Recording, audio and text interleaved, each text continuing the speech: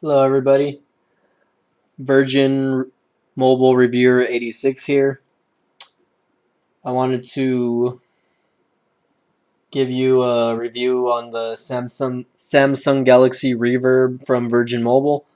I have had this phone for a good 3 weeks to a month already since its release, and right off the bat I can tell you it's a great phone to have if you're in the market for a non 4G phone. This is a 3G phone. It has three capacitive buttons on the front, as you can see there from the light.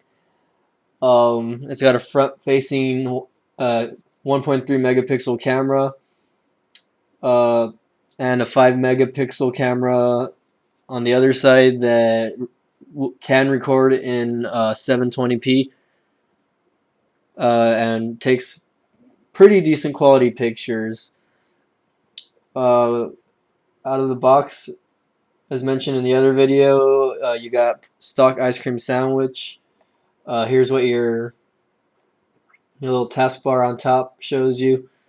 These shortcuts on top there aren't interchangeable, so whatever's there, like your Wi-Fi and your GPS and your Bluetooth and your sync and all that, that stays that way. You have the auto brightness that you can turn on, or you can change your brightness from there. And you can access your settings just from there. The phone has a 1.4 gigahertz processor, Qualcomm processor, and it has about 768 megabytes of RAM. So you're not going to get too much lag on this phone unless you install a lot of bloatware on it. Let me see if I can get the Android version. I'm recording this from a webcam, so excuse the blurriness on my part. This thing doesn't have autofocus. This phone comes with TouchWiz, and it's basically Samsung's stock launcher interface. So if you're not a fan of it, you can change it by downloading other launchers. And sorry, you can barely see the bottom there, but I got Facebook in my email. Excuse my camera. The clarity in person is a lot better. The screen is 4 inches, and if you're coming from a phone that has 3.5 inches, it's a pretty good change. Let's see what else here. The stock keyboard on this phone is the Samsung keyboard, but I swapped it out for the ice cream sandwich keyboard. Not a lot of people will probably like the Samsung keyboard out of the box, so you can easily replace it with a keyboard from the marketplace, Google Play. What else about this phone? Let's see. I guess the only bad thing I can say about this phone is that it's not 4G capable. So, and where I live, you can't. There's no 4G, so that's basically why I didn't get the Evo instead. Battery life on this phone is actually pretty good. It has a 1700 milliamp battery,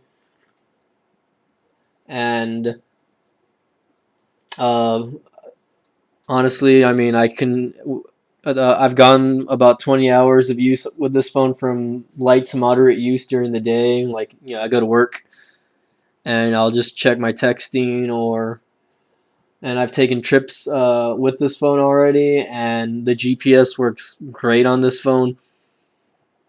And here you can see it's pretty fluid when it comes to me doing that. It's pretty snappy. You can see that there's really no lag. I have a few widgets there on the screen, as you can see, an application monitor and the backlight. So if I were to turn that on, you can see that's the light, and it's pretty bright. And right now I have a phone cover, so you can't see the. I bought a cover because the back of the phone is a bit slippery, and I've already dropped this phone about 3 times. and this, luckily for me, the screen didn't crack. So I want to say this phone's pretty durable. I've dropped it on concrete already, and I've only got maybe like a little nick on the side, which is all right. It's not,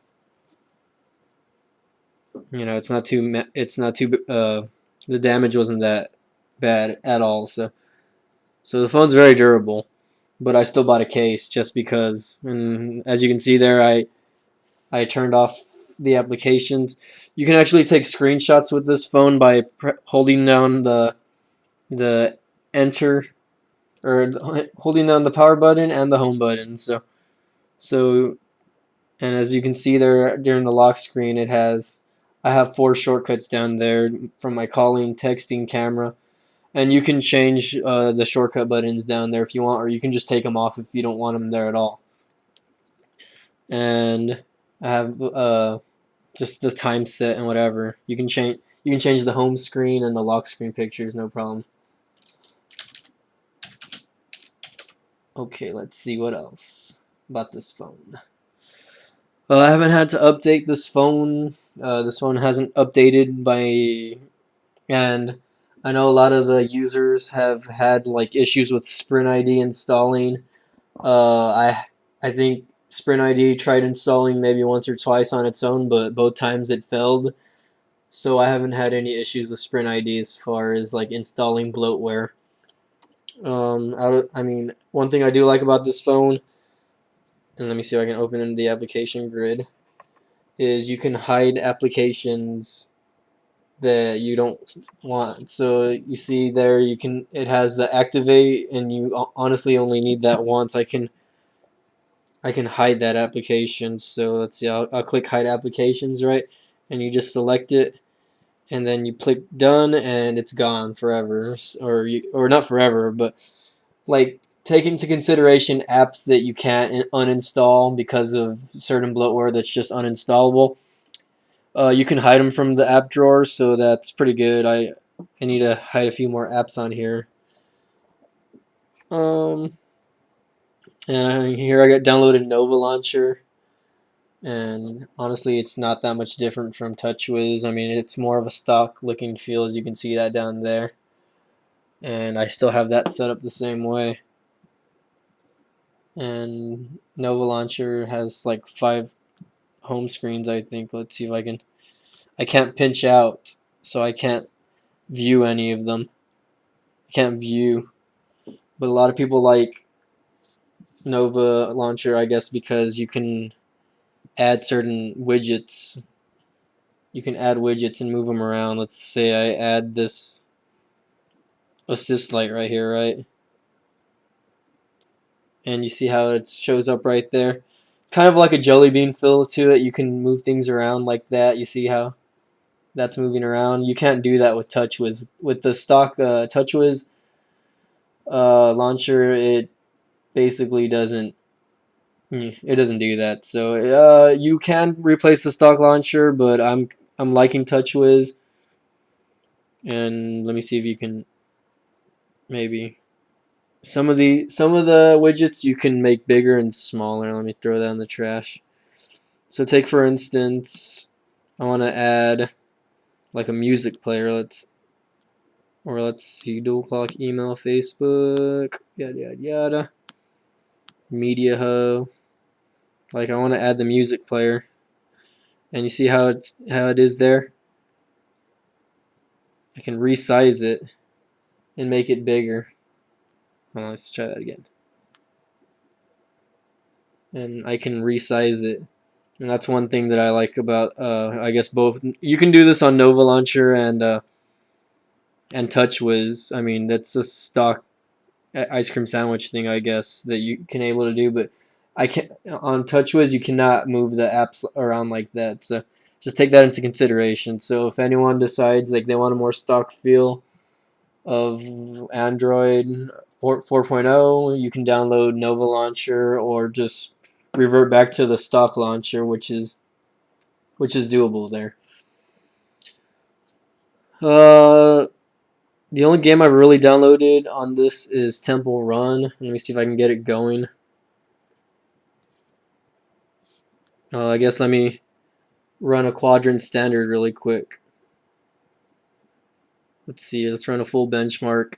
Let me just tell you guys right now, on Quadrant Standard, this phone, when I first got it, it was scoring in the 3000s. And now that I've installed like some bloatware on it, well, not bloatware, I guess just more apps in general. Uh,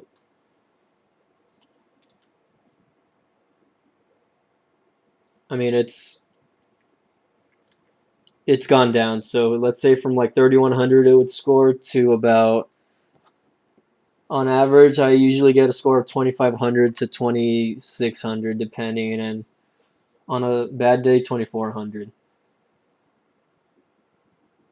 So we'll let that finish up. It's a really good phone.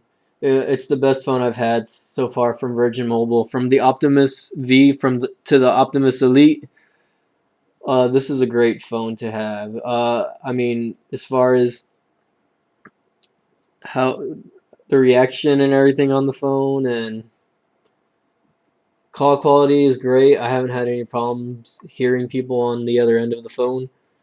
A lot of people ask me if this phone has visual voicemail. I don't have visual voicemail on this phone. You can download certain apps for it. I don't have visual voicemail for this phone. I know Verizon and some other companies offer it to you at an extra price. This phone does not have visual voicemail. I do not have visual voicemail on this phone. Okay. And yes, you can Skype and front face camera chat. Right now, according to this, I scored a 2570, and you can't see it, but right where my finger is, scored right there about in the middle. And before, this phone usually ranks up here most of the time above the Galaxy Nexus and right underneath the Galaxy Tab 10.1. So as you can see there, I mean, it's ranking pretty good amongst the top rated phones. And of course on top you're gonna have the Samsung Galaxy S3 and the HTC One X and whatever else. Let's go ahead and run a speed test. Right now I'm running on Wi-Fi, and I mean, can't get a good. Of course, this is gonna vary. This is gonna vary everywhere, anywhere you live. So, and look at that, I have no network communication. But let's take a look here. And sorry for the angle. I guess if I get it on top, it kind of, I don't know if it's a brightness thing or what, but here we go. Let's try again. And as you can see there on top, it's trying to locate, I guess, the best location here. Sprint network, honestly, one thing I hate about Virgin Mobile is the Sprint network, and some days I get great. Some days are better than worse, I guess. Some days I get horrible connection, and on average, I mean, download speed is less than 1 megabyte per second, and upload speed is a lot worse, to be honest. Right now, you saw it hit 0.90 kilobytes per second, and yeah, that was it. Speed test complete. Let's take a look at the results. Right now, you can't really see it there, but it's 0.80 megabytes per second and 0.44 megabytes per second on the upload. And ping doesn't really matter to me. 171 ping. I haven't used Netflix on this, but from what I've heard from other reviews, Netflix works fine. I used Google Chrome as the stock launcher, and let me change that really quick. Hold on, it's loading to my Facebook page. Let's swap out and let's go to Phone Dog. There you go. We'll go to phonedog.com. See if I can get that to work. And this is on the 3G network, by the way. So here's Phone Dog. And I really need a better camera. My apologies to whoever's watching that's really interested in the clarity of the screen. The screen is pretty good. For more specs on the screen, you can go to Samsung.com and look at the phone. But pinch to zoom works pretty good. There's really no lag on pinch to zoom, and the transitions, and excuse the phone for, or excuse the camera, but the transition of the phone is really good. And let me see if I can get a good angle there. I mean, it's just a good phone overall. I use Google Chrome, but the stock launcher or the stock internet browser isn't that bad either. And you can see there, it works fine. I mean, I can zoom in, zoom out, especially on a lot of pictures. And let me switch back. There you go. Here, let's see if I can get a better angle. There you go. So yeah, I mean, for a prepaid market, and if you're looking for something that, you know, won't wow you, but will get the job done as far as apps go, games go, I highly recommend the Samsung Galaxy Reverb. Virgin Mobile, it continues to keep coming out with you know, better smartphones, and you know, hopefully once Sprint continues to expand their network and have better service as far as data coverage goes, and continues to, you know, expand their 4G LTE market, you know, this is a good phone to have if you just live in an area that has, you know, 3G connectivity. So I highly recommend it. You know, any questions, comments, or concerns on the phone, go ahead and hit me a comment or send me a message to this video. One more thing before I finish off. Let me see. One more thing. What was I gonna say?